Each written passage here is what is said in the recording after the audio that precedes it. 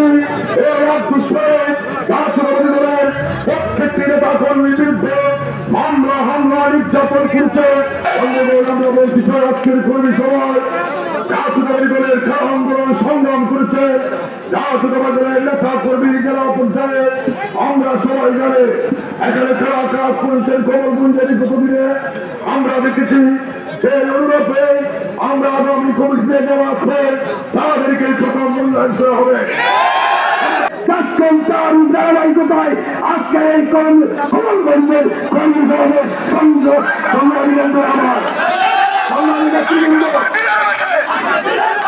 মাননীয় মন্ত্রী মহোদয় আমাকে চমকালেন যখন কি করে আমি তো বেগম জিয়ার কাছ থেকে জমিটা নিয়ে আসছি তোমার চাচার নামে।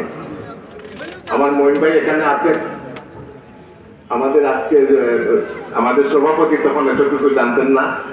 তো মহিন ভাই আছেন জানেন, আমার সবাই যাচ্ছ অনেকেই আছেন সিনিয়র নেতৃত্ব, আমাকে জোর করে জানানো করে। তো আমি তো আর কোনো সংগঠন নাই বা ইলেকশন নাই, তখন আমি পৌরসভার মেয়র, তখন পৌরবাসী আমার তো কোমলগঞ্জ শ্বশুর বাড়ির একটা পরিচয় দিতে এই দান চলার সাথে বেইমানি করে যায় নাই।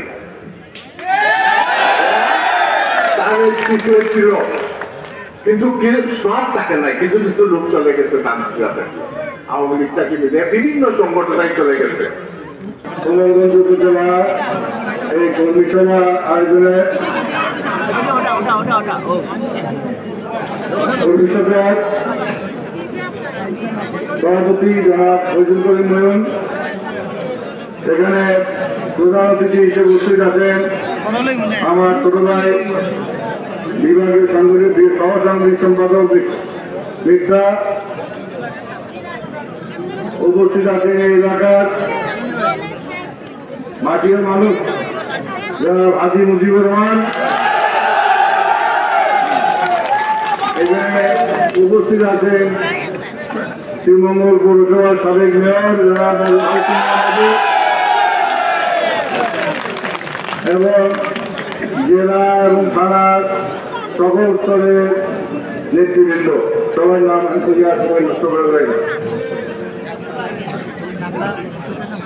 আজকে এখানে 17 বছর ধরে বলছে বিএনপি 2006 সালে ক্ষমতা যাওয়ার পরে এই কোমলগঞ্জে আমরা বড় করে কোনো সমাবেশ করতে পারি না। এটার একটা প্রধান প্রতিবন্ধকতা ছিল এলাকায় আওয়ামী লীগের একজন নেতা জনাব আব্দুল শহীদ। এখন কোর্টে দেখুন ওরা সবাই চোর চোর করে টাকাটাই করতে। এই লোক কত বছর রাজনীতি করে আজকে সে কোথায়